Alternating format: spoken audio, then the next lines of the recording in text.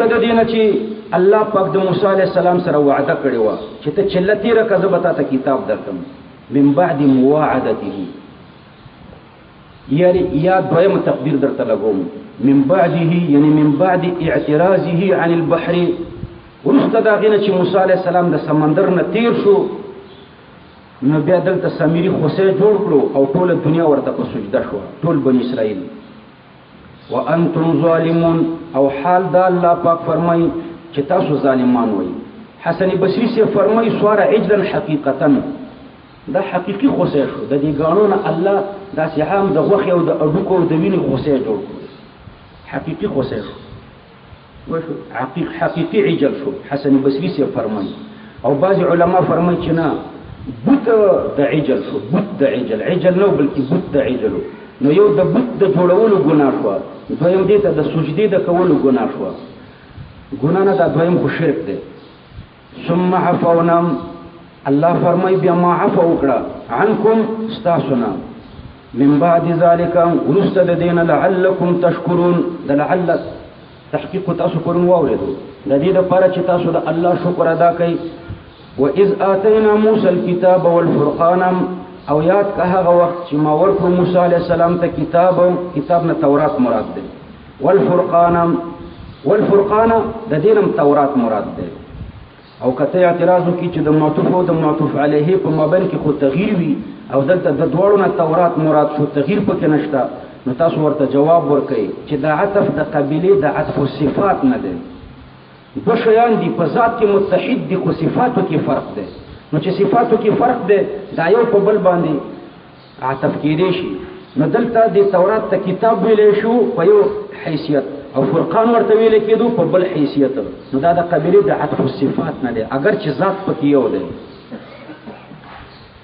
او بعض علما فرمایي چې د کتاب نه خو تورات مراد دی خو د فرقان نه مراد الشرع الفارق بین الحلال والحرام هغه شریعت د موسی علیه السلام مراد دی چې د حلال او د حرام په مابین کې فارق شریعت دی درېمه توجیه پکې دا ده چې د کتاب نه تورات مراد دی او د فرقان نه مراد معجزات د موسی علیه السلام مراد دي معجزات د موسی علیه السلام ته فرقان د دې وجه نه ویل شي چې هغه فارق بین الحق والباطل لعلکم تهتدون د دې لپاره چې تاسو په هدایت باندې شئ د لعل تحقیق دې زده عشق لکنه ورونه یې تکړه صحیح ده د هر ځای کې کول خو نه دی مناسب تکرار راځي او به ترجمه هم نخلصي وَإِذْ قَالَ مُوسَى لِقَوْمِهِ دا الله پاک بیان د نعمت اخرویه کوي په حق د مقتولینو کې چې دې مقتولینو ته الله پاک درجه د شهدا ورکړم وَإِذْ قَالَ مُوسَى لِقَوْمِهِ دا لام د تبلیغ د پاره ده او په ذکر د لام کې دې خبرې ته اشاره ده چې موسی علیه السلام د ورستنې خبره خپل قوم ته مشافهتن کړی و مخامخ ورته کړی و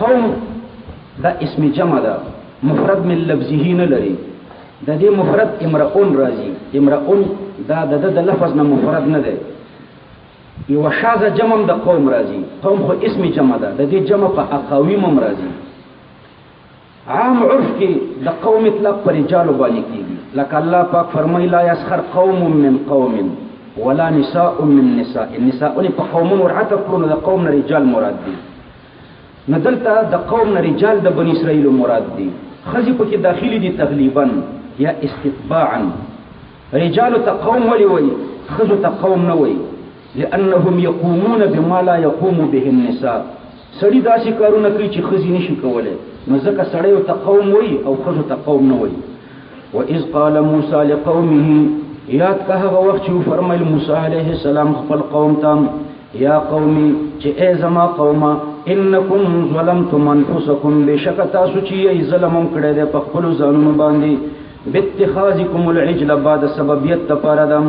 په سبب د نیولو تاسو باندې العجل خسیللا ورته اتخاذ معنا ما درته وکړه اتخاذ معنا نیولو کله اتخاذ معنا کې جوړولو نو بیا دویم مفعول نه غواړي که په معنا د نیولو سره کې نو بیا به الهن پکې مقدر کوي باتخاذکم العجل الهن په دې پوه شو او که اتخاذ په معنا د جوړولو سره کوي نو باتخاذکم العجل په جوړولو تاسو سخیل را چې تاسو سخی جوړ کړو باتخاذکم العجل فتوبوا فاد سببیت د پاره ده ځکه مخکې ظلم ذکر شو او ظلم سبب د پاره د توبې ده فتوبوا الى بارئکم مخکې جمله خبریه ده او وروسته جمله انشائیه ده معطوف و معطوف علیه چې و خبریه بل انشائیه نو په فا باندې چې عطف شي فات حروف غیر مرتبه وي فات حروف مرتبه وي او واو ته حرف غیر مرتب وي په حروف غیر مرتبه چې عطف کوي نو بیا به د معطوف او د معطوف علیه په مابین کې مناسبت وي په خبریت او په انشائیت کې دواړه به جملې خبری وي یا به دواړه انشائي وي نو ته به عطف په واو باندې کوي په دې حروف غیر مرتبه او په حروف مرتبه لکه په فا او په ثم په حتا چې عطف کوي کنه نو بیا دا لازم نه ده چې مطابقت به د جملتین په مابین کې وي په خبریت او په انشائیت کې نو دلته مطابقت لازم نه ده مخکې خبریه ده ورسته انشائیه ده حرف عطف فا ده فتوبوا الى بارئکم الله پاک فرمایي تاسو توبه وباسئ الى بارئکم بارئ په معنا د خالق سره ده خالق ته ولې بارئ وایي ځکه بارئ هغه خالق ته وایي خلق الخلق بريئا من التفاوت چې مخلوق پیدا کړی دی او د تفاوت نه بری دی په مخلوق کې تفاوت نشته نو فقتلوا انفسکم تاسو ځانونه ووژنئ فاده پاره د تعقیب ده متبادر د قتل نه قتل معروف دی اوس ګوره دلته د بنی اسرائیل په توبه کې دوه احتمال دي تاسو ورته سوچ کوئ اول احتمال دا دی چې د بنی اسرائیل په باره کې توبه د دوی په دین کې قتل شي د بنی اسرائیل په دین کې توبه څه شي ده قتل زمون په دین کې توبه ندم خیمانتیا ده او د بنی اسرائیل په دین کې توبه څه شي قتل نو فتوبوا الى بارئکم د دوی په دین کې توبه هم دا قتلو نو فتوبوا الى بارئکم کې ذکر د قتل ضمنن راغی فتوبوا الى بارئکم توبه وباسئ خپل خالق ته دا غوي توبه څه قتل نو هغه توبه هم دا قتلو نو دا ذکر شو چې ځان قتل کوي دا فقتلوا انفسکم الله پاک د څه د پاره ذکر کوي پوه شو نو بیا تاسو ورته داسې جواب ورکړئ چې ټیک ده دا غوي په دین کې توبه قتل وا فتوبوا الى بارئکم کې دلته بیا مجاز مراد ده عزم علی التوبه مراد ده فتوبوا الى بارئکم عزم د قتل وکي عزم د قتل فقتلوا انفسکم نزلون اوجنی نو مخکې عزم د قتل عزم د توبه مراد شو او رست عین توبه ذکر شو نو عزم علی التوبه او توبه دا یو توجیه شو چې د بنی اسرائیل په دین کې توبه قتل شي نو بیا به فتوبوا الی بارئکم عزم علی التوبه مرادی او کچرته د بنی اسرائیل په دین کې توبه ندمي او زمون په دین کې لکه چې توبه ندم او پښیمانتیا ده خدا قتل د متممات نه ده نو بیا به توبه په خپل حقیقت پاتې وي توبه ندم او پښیمانتیا ده زمونږم او د بنی اسرائیلم خو بنی اسرائیلو کې د دې ندم او د پښیمانتیا یعنی د دې توبې د متممات نه قتل ده دا قتل د متممات د توبې نه ده نو بیا توبه په خپل حقیقت پاتې ده لکه زمون په دین کې داسې کیږي لکه د هدایت الله نه مثلا مال 100 روپیا خستی وي په زور نو اوس به توبه وباسم توبه من ندم د پښیمانتیا ده خو متمم رد المظالم د دې روپیو واپس کول دي نو یو توبه شو یو متمم شو نو بنی اسرائیل کې توبه ندم او پښیمانتیا وا او متمم څه شو قتل نو بیا توبه په خپل حقیقت پاتې ده فتوبوا الی بارئکم پښیمان شئ او رجوع کړئ خپل خالق ته او په متمم اتیانو کوي فقتلوا انفسکم ځانونه ووژنئ په توجیهات شو کنه کوشش شاهدونه اوله توجیه سوا چې د بنی اسرائیل توبه قتل شي دویمه توجیه چې د بنی اسرائیل توبه ندم شي کله بنی اسرائیل توبه قتل شي نو فتوبوا الی بارئکم کې قتل راغلو نو بیا فقتلوا انفسکم دا ولی الله پاک ذکر کوي نو بیا جواب وکړي چې فتوبوا الی بارئکم کې عزم د توبه مراد ده او فقتلوا کې توبه مراد ده او کله بنی اسرائیل توبه ندم شي او دا قتل د متممات نشي نو بیا فتوبوا په خپل حقیقت پاتې ده نو فتوبوا بخیمان شي رجوع کوي خپل رب تم دا توبه شو متمم دا چې فقتلوا انفسکم درې متوجه درته کوم فتوبوا الى بارئکم د دوی توبه قتل ده فتوبوا الى بارئکم کې دا قتل ذکر شو فقتلوا انفسکم فاده تفسیر د پاره ده فا تفسیریه ده هغه تفسیر د توبې کوي توبه څه شي ده فقتلوا انفسکم ځانونه ووژنئ درې تفسیر مې درته وکړ. فقتلوا انفسکم وجنی ځانونه. آیات په دې دلالت کوي چې هر سړی د خودکشي وکړي، ځان دی وژني، ځان دی په چاړه ووژني. لیکن په روایاتو کې داسې راځي چې بني اسرائیلو کې درې ډلې وو. یوه ډله د عابدینو د عجل وه، د عجل عبادت یې کړی و. بله ډله ساکتین وه، نه عبادت کړی و نه امر بالمعروف کړی و. درېیمه ډله د موسی علیه السلام سره وه، نو دوی عبادت نه و کړی او امر بالمعروف هم کولو. نو درې ډلې وي. دا کومه ډله چې عابدین وه دا مقتولین شو، او کومه ډله چې ساکتین وه دا قاتلین شو.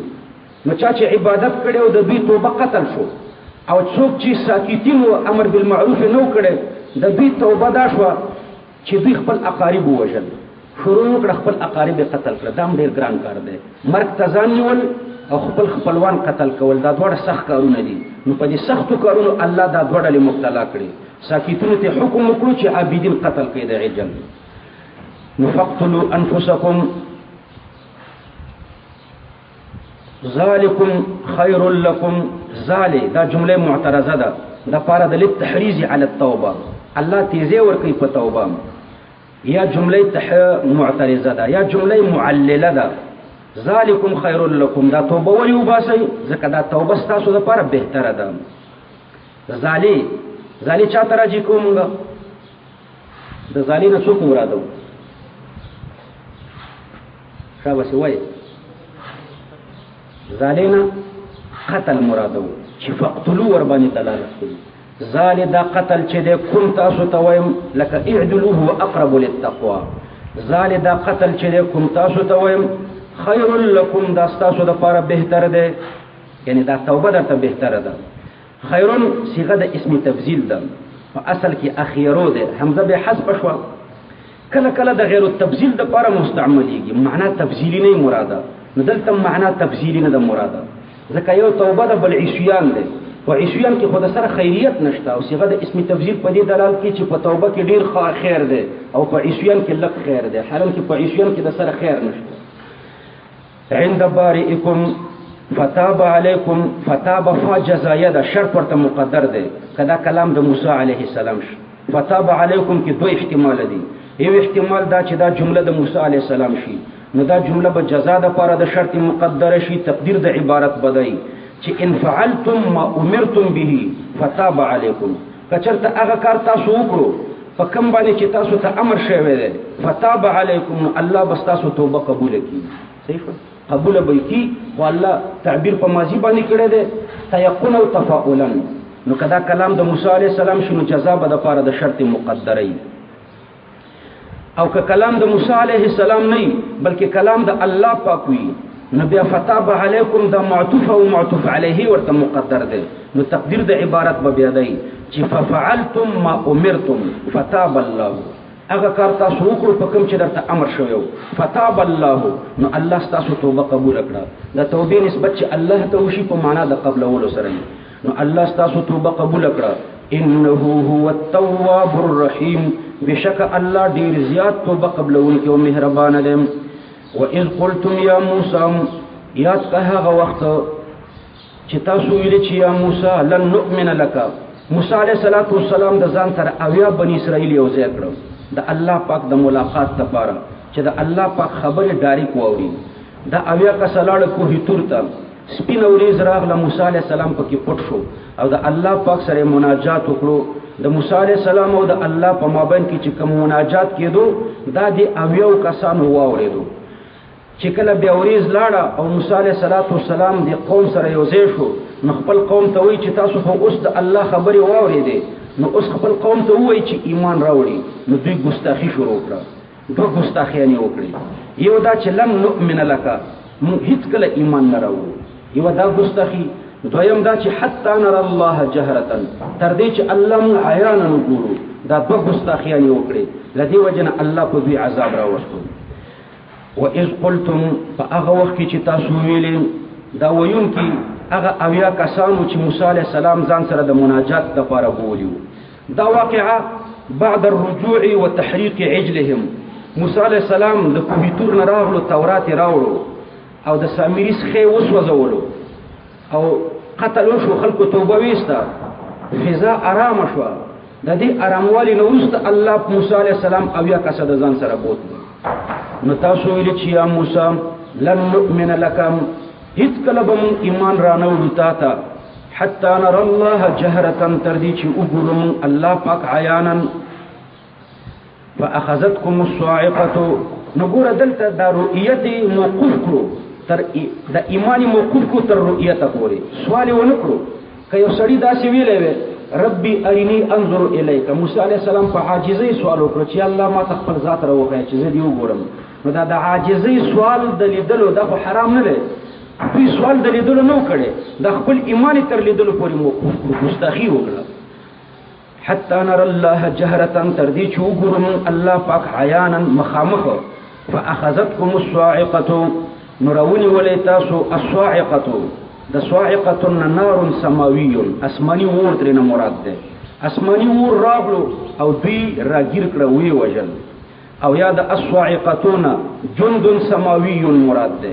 اسماني لخر راغلو دوی د هغې د پښو کشار واورېدو، ګړبار واورېدو، نو دوی ټول مړه شول. دریم صیحه سماویه اسماني چغې واورېده او د هغې چغې د وجې نه دوی مړه شول. فاخذتكم الصاعقه وانتم تنظرون جمله حالیه ده، مفعول به ورته حذف ده. وانتم تنظرون حال دا چې تاسو قتل څه شم قتلو ما حل بكم من الصاعقه، هغه چې په تاسو باندې واقع شو چې هغه د الله عذاب، د الله عذاب هم په سترګو قتلو. ثم بعثناكم من بعد موتكم، په دې خو پوه شوې که نه؟ وانتم تنظرون تاسو قتل څم قتل ما حل بكم من الصاعقه، هغه عذاب چې په تاسو باندې واقع شو هغه په سترګو قتل. بعض علما دلته خپل تقدیر بل لګي وانتم تنظرون اثرها الباقيه في اجسادكم، تاسو قسم د هغه عذاب اثر په خپل بدنونو کې ګورئ، د هغه عذاب اثر د دوی په بدنونو کې پاتې، نو تاسو د هغه عذاب آثار باقیه په خپل بدنونو کې ګورئ. ثم بعثناكم بیا الله پاک فرمای تاسو ما را ژوندي کړئ من بعد موتکم ورسته د مرګ ستاسو نه بسبب الصاعقه، یو شواروز دوی مړه. نو الله پاک فرمای بیا می تاسو را ژوندي کړئ لعلکم تشکرون، د دې دپاره چې تاسو د الله شکر ادا کړئ. نعمت الله علیکم بالاحیاء، د مرګ نه وروسته ژوند دا د الله یو نعمت دی، د دې دپاره چې تاسو د دې نعمت د الله شکر ادا کړئ. وظللنا علیکم الغمام، دا شکون نعمت دی الله پاکی ذکر کوي. وظللنا دا عطف دی په بعثناکم باندې، د بعثناکم او د ظللنا د دې دواړو جملتینو په مابین کې مناسبت شته. په مسند الیهم کې مناسبت د اتحاد دی، د بعثنا د پر فاعلم الله دی ضمیر د الله، او د ظللنا د پر فاعلم ضمیر د الله دی. نو په مسند الیه کې اتحاد دی او په مسندینو کې مناسبت شته. دوړه نعمت دي، دوړه نعمتونه دي. وصل په دې خو پوه شوې، نو مسند الیه او مسندونو دوړو کې مناسبت شته ځکه یو جمله په بل باندې عطف شوه. فائدہ د تأخیر د دې تذلیل د واقعي د طلب د رؤیت نه وجه دا ده چې دا تذلیل وروستنی او د واقعه د رؤیت مخکنی و. وظللنا علیکم الغمام، الله پاک دوی ته حکم وکړو چې د عمالقو سره جنگ وکړي. نو دوی د عمالقو سره د جنگ په ځای باندې د عمالقو سره جنگ نه کولو، نو ورته ویلي چې اذهب انت وربک فقاتلا ان ها هنا قاعدون، تاسو ستا رب لاړ شئ او تاسو وجنګېږئ، ان ها هنا قاعدون، موږ بدل ته ناست یو. دا بې غیرته جمله یې ویلې. نو الله پاک په میدان تih کې 40 کاله ایثار کړل. نو بیا په میدان تih کې چې دوی 40 کاله ایثار شو نو دوی باندې سوری نه و. نو موسی علیه السلام ته فریادونه شروع کړو چې موږ سوری نه لرو.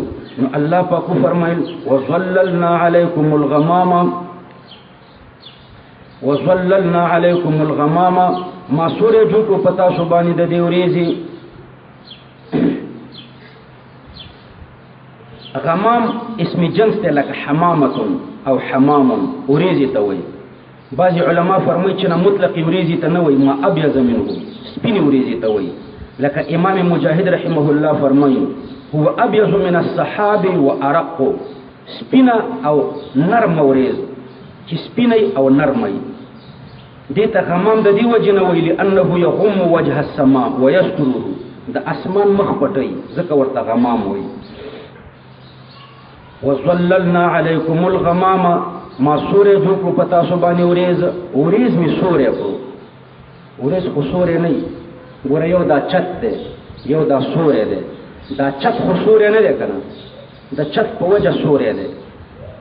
نو اوریز سورې نه دی بلکې د اوریز په وجه سورې دی. په خبره پوه شوئ؟ نو دلته به با حرف جر پکې مقدري، اصل کې به داسي وظللنا علیکم بالغمام، سورې مې جوړ کړو په سبب د اوریزې، لکه تاسو باندې سورې جوړ دی په سبب د چت. نو الله پاک په بني اسرائیل باندې سورې جوړ کړو په سبب د اوریزې. په خبره پوهېږئ؟ نو حرف جر پکې مقدر دی. لکه ظللت علی فلان بالرداء وظللنا علیکم الغمام وانزلنا علیکم المن والسلوى. الله پاک فرمای ما پتا باندې نا تاسو باندې نازل کړو المن. من اسم جنس ده، ترنجبین ته وایي. ترنجبین یا الخبز الرقیق، نرم ډوډۍ. دا دواړه معناګانې شته، ترنجبین یا نرم ډوډۍ. والسلوى او پتا سو باندې مې نازل کړ الله پاک فرمای سلوى. انزلنا علیکم المن والسلوى، تاسو باندې مې نازل کړ من او سلوى. وكان كل شخص مأمورا بأن يأخذ قدر صاع كل يوم. هر سړی ته امر و چې یو صاع چې د پیښور 4 کیلو کېږي، 4 کیلو د ځان سره والي د هرې ورځې، او یا دومره روالي چې د یو شواروز دپاره به یې کافي کېږي. او دوی ته دا حکم و چې تاسو به ذخیرې نه کوئ، یوازې د جمعې په ورځ به ذخیره کوئ. فإن ادخار حصة السبت كان مباحا فيهم. دا ورته جایزه وه چې د خالي د ورځې ذخیره د جمعې په ورځ باندې و. نو د جمعې په ورځ باندې ورته ذخیره جایزه وه، او په نورو ورځو کې ورته ذخیره ناجایزه وه. سلوا اسم جنس دی، مفرد سلواتون راځي. الف پکې د تانیث دپاره نه دی، ولې که الف د تانیث دپاره وی نو په مفرد کې سلواتون کې به تا نه راتلی. امام کسائی رحمه الله فرمایي چې سلوا دا اسم جنس نه دی بلکې واحدتون، صيغه د مفرد ده، جمع سلاوی راځي. اخفش وایي چې نه اسم جمع نه ده او نه مفرد ده بلکې جمع ده. سلوا جمع ده او مفردم سلوا ده، لکه قفل مفرد او د جمع صيغه یو ده. او څلورم قول پکې دا دی چې جمع لا واحد له من لفظه، دا صيغه د جمع ده خو مفرد من لفظه نه لري. سلوا معنا مرغان بلا فرق، مړزان، کرکان، دا بټیر، پاخه بټیران، پاخه مړزان، پاخه کرکان، دا مې در باندې نازل کړ. کلوا من طیبات ما رزقناکم، موږ ورته مړز وایو، اردو کې ورته بټیر وایي، او کندارۍ ژبه کې ورته کرک وایي. وانزلنا علیکم المن والسلوى کلوا من طیبات. د طیبات دوه معناګانې دي، یو د طیبات معنا د مستلذات او دویمه د طیبات معنا د حلالات. خورئ د خوندورو طعامونه او یا خورئ د حلالو طعامونه، او من د تبعیض دپاره دی، په دې کې بعضې خورئ ځکه ټول خوړی نه شئ، ډېر دي. ما رزقناکم ما موصوله د عاید پکې حذف دی چې ما رزقناکموه، او یا ما مصدریه ده او مصدر بیا مبني للمفعول دی، زما مرزوق شی خورئ. وما ظلمونا دا عطف دی په محذوف باندې، عطف على محذوف یعنی فعصوا وما ظلمونا، ولی عاطفه د معطوف علیه ورته مقدر دی. الله فرمای دوی سرکشي وکړه، وما ظلمونا، او دوی په ما باندې ظلم نه دی کړی، په ما باندې ظلم نه دی کړی. ګوره یو قانون دی، نفي الشيء عن الشيء يستلزم امکان وقوعه. نفي د یو شي د بل شي نه دا مستلزمه د امکان د وقوع لري. لکه زه هدایت الله منع کوم چې اوبه مسکه، نو د اوبو څکل به ورته ممکن وي، اسمان ته ختل نه دي ممکن، نو زه درته نه شم ویلی چې اسمان ته مه خېږه. او د اوبو څکل ورته ممکن دي، نو دا ورته ویلی شم چې اوبه مسکه. دلته د الله سره ظلم ممکن دی چې وما ظلمونه وایي، دا خو داسې ده لکه زه چې تا ته وایم چې اسمان ته مه خېږه، نو اسمان ته ختل ممکن نه دي، نو څنګه درته وایم چې اسمان ته مه خېږه؟ نو دا قانون صحیح نه دی چې نفي د یو شي د بل شي نه دا مستلزمه د امکان د وقوع لره. که نفي د یو شي د بل شي نه مستلزمه وي امکان د وقوع لره، نو الله به وما ظلمونه نه ویلی، ځکه ظلم د انسان الله لره د دې حقوق نه ده ممکنه او دیم الله نفي کوي وما ظلمونا دوی زما سره ظلم ونه کړو ولكن كانوا انفسهم یعنی دا مو سیده چې زه درته وایم چې اوبه مسکاو دا مو سیده چې ورته وایم چې اسمان ته مخې جا چې وقوع ممکنه پاره کې منفي سیده او چې وقوع نه ممکنه هغه کې منفي سیده نفي او نهي یو نهي ده بل نفي ده خبره په نفي کې روانه ده اسمان ته مخې جا خو نهي ده په مثال کې زه غلط شوم نفي ده وبنس کې اسمان ته نخيږي دا نفي ده ذکر دا دوړه جایز دي وما ظلمونا ولكن كانوا انفسهم يظلمون الله فرمایي لیکن دوی د خپل ځانونو سره ظلم کولو انفسهم مفعول به د پاره د یظلمون ده او تقدیم د مفعول للدلاله على القصر یعنی یوازې د خپل ځان سره ظلم کړي دی د بل چا سره نه دی کړي واذ قلنا ادخلوا هذه القريه الله پاک فرمایات که هغه وخت واذ قلنا ما مخکې درته په اس کې خبره کړې ده لدی وجنه په دې اس کې مې درته نورې خبرې ونه کړې دا ټول په هغه نعمتي او عطف دې د اذکروا لاندې داخل دي یا بني اسرائیل اذکروا اذ قلنا ادخلوا واذ قلنا ادخلوا هذه القريه یاد که هغه وخت چې مو ویل تاسو ته چې تاسو داخل شئ هذه القريه دې قريه هذه القريه په محل د نسب کې ده بنا بر ظرفیت عند سبوي او بنا بر مفعولیت عند الاخفش هذه القريه مفعول فيه ده پنيز د سبوي مفعول به ده پنيز د اخفش نو الله فرمای ما درته ویل چې داخل شې دی کلی ته هذه القريه فكلوا منها نو تاسو د دین خوراک کوي حيث شئتم کم ځکه چې خوخی رغدن فراخم پرغدن کې الله دې خبرې ته اشاره کوي چې ټول زیانو کې درته خوراک جایز دی او یا پرغدن کې الله دې خبرې ته اشاره کوي چې د یو ځنه بل ځای ته حاصلات مړې راوړې شي پراخه خوري امغه ځای کې خوري په امغه پټي کې یو کده پټي نه بل ځای ته وړي او یا رغدن کې وعده ده په کثرت المحصولات چې تاسو فصلونه بزیات وادخلوا الباب ده الباب مفعول به ده یا مفعول فيه ده وادخلوا الباب او تاسو داخل شئ دې دروازې ته مراد لنا احد الابواب للبيت المقدس د بیت المقدس و دروازه لنا مراد ده نن سبا وای هغه دروازې ته باب حطوه وای او یا اتمه دروازه ده چې نن سبا ورته باب التوبه وای او یا باب قبه چې په دې دروازه به موسی عليه السلام او هارون عليه السلام تل راتله خو په آیات یا په صحیح حدیث کې د دې تعین نشته چې دا باب حطوه کباب توبه او کباب قبه و دا کومه دروازه و وادخلوا الباب او تاسو داخل شئ دې دروازې ته سجدا د حال واقع شوی د ضمیر د ادخلون په حال کون تاسو کې چې تاسو په سجده یې وقولوا حطه او تاسو دا وایي چې حطه یعنی شأنک حطه خبر د پاره د مبتدا مقدره ده چې شانک حطه یا الله ستا شان داده حطه چې ته زموږ ګناهونه ختمه یعنی شانک یا ربنا ان تحط عنا ذنوبنا نو تاسو دعا کوئ په سجده خو سړی نشي تللی چې سجده دې په ځمکه لګولې وي او د یو جومات ته داخلېږي نو دلته د سجدن مراد متواضعین ده د تواضع په هیئت بیت المقدس ته داخل شي او دا په خوله باندې وایي چې حطة یعنی شأنک حطة نغفر لكم خطاياكم الله پاک فرمایي زه به وبخم تاسو ته خطاياكم ستاسو ګناهونه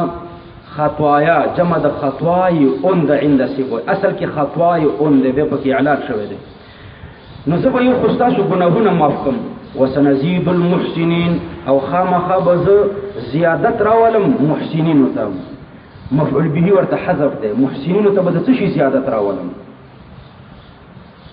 ثوابا وسنزيد ثوابا للمحسنين محسنانو ته به ثواب زیات کوم محسن یو په حقوق الله کې او بل په حقوق العباد کې دی محسن څوک دی محسن په حقوق العباد کې محسن دا دی چې ان تحب لاخيك ما تحب لنفسك خپل ورور ته هغه څه خوښه کوم چې ځان ته خوښه طالبان په مدرسه کې پراته دي پر شیخونه لري غریبانان ډوړې باندې زور رسېږي نو یو وګي بل موري نو دا محسن نه دی ان تحب لاخيك ما تحب لنفسك کدا پیسې په لاس درشي به پیسو کې دا بخل کوي په امیانو باندې موږ اعتراضات کوو ځکه امیانو سره شیان ډیر دي نو یو د بل سره پی جګړې کوي خو زموږ سره خدای ته وظیفو د لنګر ډوډۍ نوم چې په دې باندې جګړې کوو یو مړیږي او بل وږی کېږي، یو ډوډۍ خرڅوي او بل سره بله کمره کې طالبان وږي وي، نو دا محسنین نه دي. نو محسن چاته وایي ان تحب لاخیک ما تحب لنفسک، خپل ورور ته هغه څه خوښوه چې کوم ځان ته خوښ دی.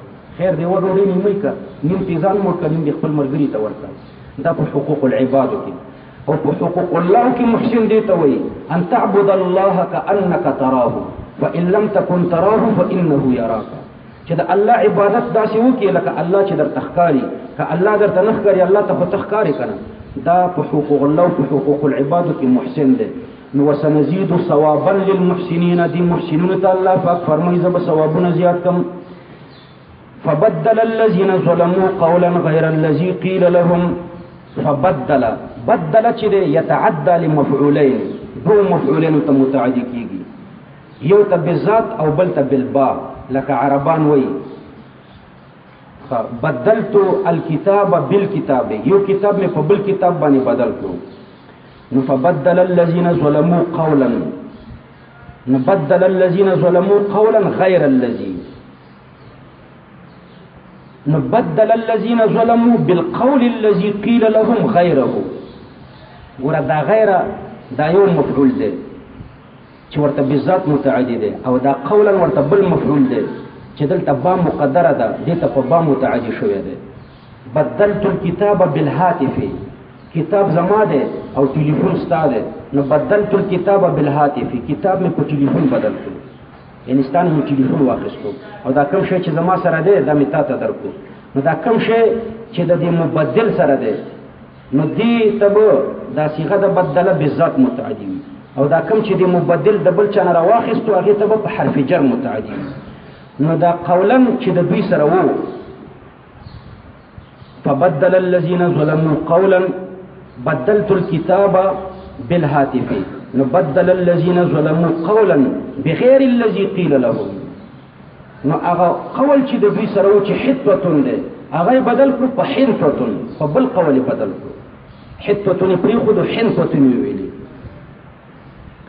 فبدل الذين ظلموا قولا بغیر الذين، دلته با مقدره کا یا داسې ووایه چې دلته خو با په لفظ کې نشته، او د بدله په دوو مفعولینو کې به یو مفعول باندې با داخله، یو په بل مفعول به با نه داخله، او دلته خو په یو با نه ده داخله، نو دلته بدله په معنا د قاله ده. نو بیا به داسې وایي فقال الذين، فبدل الذين، یعنې قال الذين ظلموا قولا غیره، نو دا غیره به بدلې د قولا نه بیا، نو قال خو یو مفعول غواړي، نو یو د بل نه به بدل کې بیا، دا غیره به د قولا نه بدل کوي، او بدله به په معنا د قاله سره ګرځوي.